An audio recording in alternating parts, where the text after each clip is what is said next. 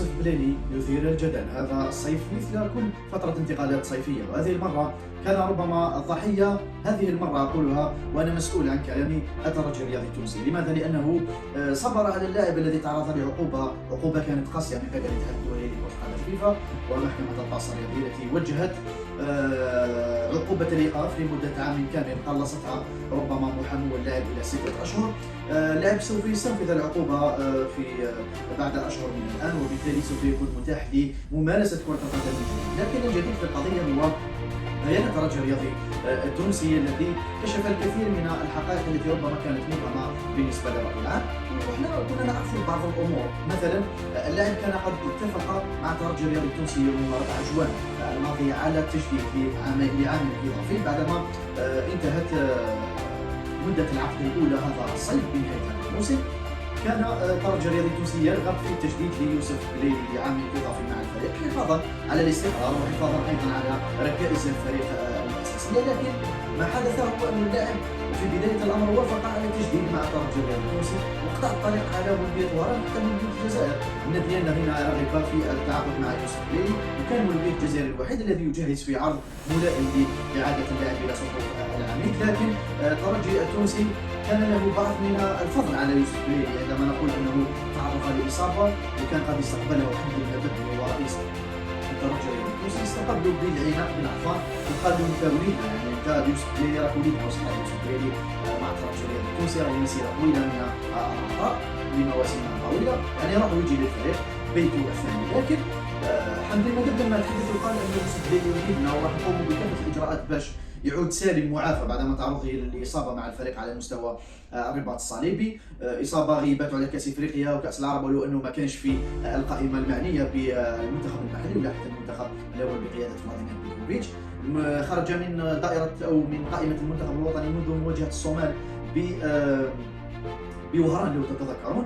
مباشرة مواجهة أوغندا ما حضرهاش في ملعب تيزي وزو وغادر العارضة الفنية أو المنتخب الوطني بصفة رسمية. لكن اليوم ما حدث هو بيان الترجي الرياضي التونسي ليكشف بعض الأمور. مثلا في البيان كملخص باش ما نطولوش كثير، قال حرصا على اطلاع جماهيرنا الوفية على مستجدات ملف اللاعب محمد يوسف بليلي. قبل ما نكملوا حاجة جاتني لحظة، الترجي التونسي أحد أكبر الأندية احترافية من حيث المعلومة ومن حيث تسهيل الاطار الاعلامي ولا الجانب الاعلامي للفريق. في كل مره يخرج ببيانات يوضح للجماهير احتراما منه للجماهير، يوضح كل شيء يتعلق بلاعبين الى طاقم الفني الى مستقبل الفريق الى حسابيه في كل مره. لان في الجزائر بيانات الانديه تقتصر على بعض التعيينات فقط، او جاء لاعب راح مدرب جدد للمدرب، ما فيش بيانات توضيحيه. مثلا امس اتحاد العاصمه اصدر بيان قال فيه انه يفسخ عقد سعيد عليا المدير الرياضي للفريق. هذه الامور ناحيه ضبابيه بين الجماهير وبين النادي. لذلك اليوم الترجي التونسي ما قام به يحسب لصالحه عندما نشر هذا البيان اللي قال فيه ان الهيئه المديره للترجي الرياضي التونسي ولا لورغانيغرام يجمع. لورغانيغرام راه مهم جدا في النوادي، لانه علاش؟ لما يكون كاين رئيس نادي وامين عام ومدير رياضي ومنسق رياضي، لما تكون كاينه هذا الاورغانيغرام في الفريق تاكدوا بان الفريق راح يروح بعيد في الاحترافيه حتى في المخاطرات الجماعيه.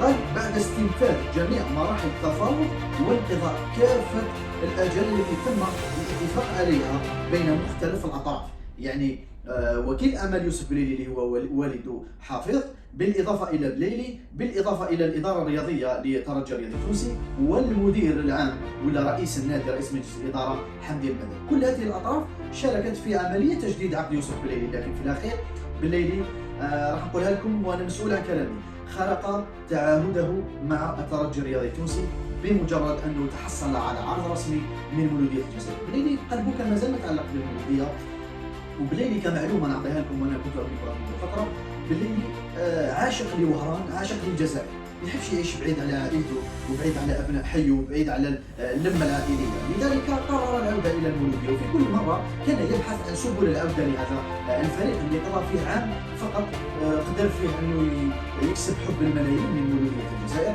واليوم يعود ادرجه الى المولوديه ليست بصفه رسميه، وانما طالما لم يجدد العقد مع الترجي الرياضي التونسي فهو عائد الى المولوديه بنسبه فوق 70 الى 80%. اليوم يوسف بليلي لاعبا في مولوديه الجزائر بنسبه كبيره بما انه لم يجدد الترجي الرياضي التونسي. في بيان الترجي العديد من الامور التي تؤكد ان اللاعب خرج من الباب الضيق للترجي التونسي لفاز بالعديد من الالقاب سواء الافريقيه وحتى المحليه. الامر اللي خلى اليوم ربما بليدي يخرج من الباب الضيق ومن النافذه بالنسبه لهذا اللاعب. الهيئه المديره للترجي الرياضي التونسي قالت انه بتاريخ 5 جوان معذره بلا قلت انه 4 جوان هي لا 5 جوان في 2020 تم الاعلان عن الاتفاق عن التوصل الى اتفاق مبدئي بين رئيس النادي السيد حمدي المدب ونائب الرئيس شكري الواعر واللاعب محمد يوسف البليلي يقدر بتجديد عقده لمده 2 سنين اضافيتين في اطار حرص النادي على المحافظه على ركائز الفريق وضمان الاستقرار الفني. منذ ذلك التاريخ قالت اداره الترجي التونسي انها تمسكت بهذا الاتفاق انطلاقا من قناعاتها حول القيمة الفنية لهذا اللاعب ورغبتها في الحفاظ على أحد ركائز الترجي الرياضي التونسي، أحد الأماكن ال10 المتاحة في قائمة الانتدابات، بما يضمن حسن التغطية للموسم الرياضي الجديد ويمنح الإطار الفني أفضل الخيارات الممكنة. في هذا الإطار قالت الإدارة التونسية أنها أوفت بجميع تعهداتها والتزاماتها الأخلاقية تجاه اللاعب وعملت على تذليل مختلف الجوانب المالية والإدارية والقانونية. قالت أنه حافظت على نفس راتب يوسف بليلي الموسم الماضي، ما سقطتش الأجر ولو أنه عائد من الإصابة وعائد من العقوبة، ومنحت له كل مستحقاته المالية اللي كان يسالها منذ الموسم الماضي، سوت معه كل الأمور المادية.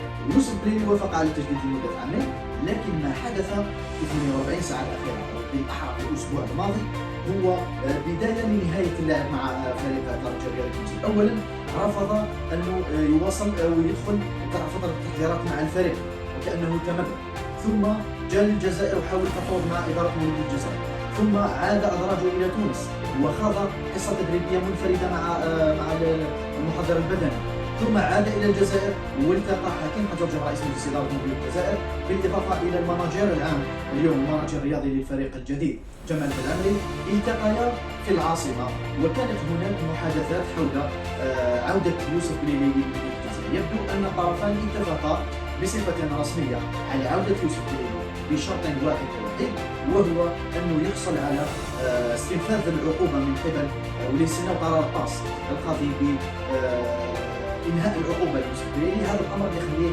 يوقع رسميا على عقده مع المولودية ويسافر مباشرة إلى النمسا من أجل مباشرة التدريبات والتحضير للموسم المقبل، لأنه الفريق تنقل إلى النمسا، راح يخوض مباراتين وديتين، واحدة مع الهلال وأخرى مع فريق آخر تحضيرا للموسم الجديد. إذن يوسف بليلي اقترب من العودة إلى الجزائر، من العودة إلى مولودية الجزائر، خرج من الباب الضيق للترجي الرياضي التونسي. أنا والله ما كنت حاب يخرج بهذه الطريقة، لأنه علاش خاض مع هذا الفريق مسيرة مميزة مليئة بالألقاب والتتويجات، كسب حب التوانسة وحب جماهير الترجي الرياضي التونسي اللي كانت في كل مرة تهلل باسمه، ولو أنه كانت مستوياته تتراجع بعض الشيء، لكن بيته هو الترجي الرياضي التونسي وليس مولودية الجزائر نقول بصراحة. لذلك خروجه من هذا الفريق مزعج نوعا ما لمحبيه ولعشاقه وله شخصيا في مسيرته الكروية. أنتم ما تتوقعون أن يحدث في الساعات القليلة المقبلة؟ هل سيجدد يوسف بليلي عقده مع أو هل سيمضي عقده مع المولودية لمدة عامين وأرجع بنسبة كبيرة؟ هل سيستطيع أن يقدم مستويات كبيرة بعد عودته من إصابة هي الأولى من نوعها اللي تعرض لها يوسف بليلي على مستوى الرباط الصليبي؟ ثالثا هل سوف يلقى الترحاب الجيد من قبل جماهير المولودية التي كانت في كل مرة تبحث عن إعادة المدرب يوسف بليلي إلى الفريق؟ إذا شاركونا توقعاتكم دائما، شكرا جزيلا لكم، بارك